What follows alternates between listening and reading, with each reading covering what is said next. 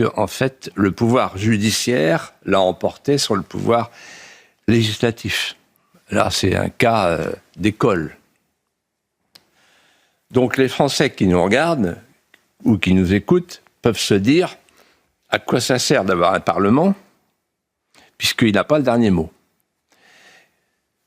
Et moi, je vais ajouter, non seulement il n'a pas le dernier mot en France, mais à Bruxelles.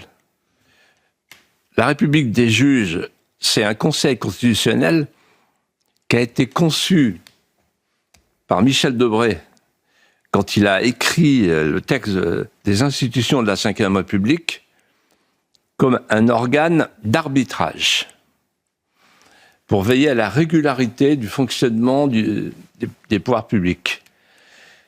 Le Conseil constitutionnel est devenu, au fil du temps, renforcé par le pouvoir politique qui lui a donné des pouvoirs adjacents, une officine idéologique, une officine militante, une officine politique.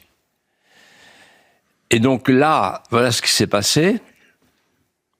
Emmanuel Macron a appelé Richard Ferrand. Vous pouvez vérifier ce que je dis. C'est facile à vérifier. Mais on peut demander aussi à Emmanuel Macron de démentir, si c'est pas vrai ce que je dis. Donc, Emmanuel Macron a appelé Richard Ferrand, discrètement, et il lui a dit, écoute, ça m'embête, parce que si tu casses pas cet amendement, ce cavalier législatif, comme on dit, on va devoir payer 4 milliards à l'Europe. Et j'arrive à la République des commissaires.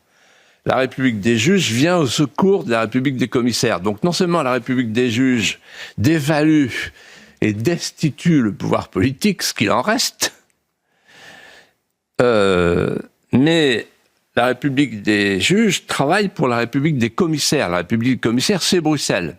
En effet,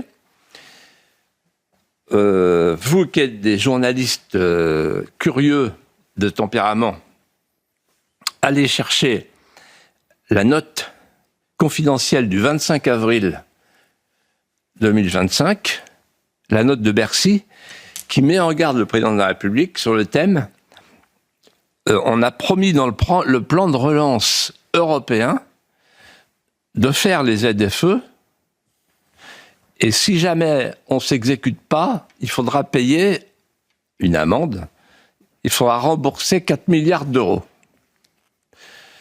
En d'autres termes, le pouvoir politique est nu. Le pouvoir politique prend une décision parfaitement justifiée au regard des équilibres écologiques et aussi des équilibres sociaux. C'est-à-dire, on ne va pas demander à tous les Français qui ont une voiture ancienne de se mettre à la voiture électrique. Les Français n'ont plus d'argent. Et avec le problème de l'essence du Moyen-Orient, de moins en moins. Et on fait prévaloir, plutôt que cette pauvreté, cet appauvrissement des Français, on fait prévaloir la République des juges, la République des commissaires. Le pouvoir est en miettes, il n'existe plus.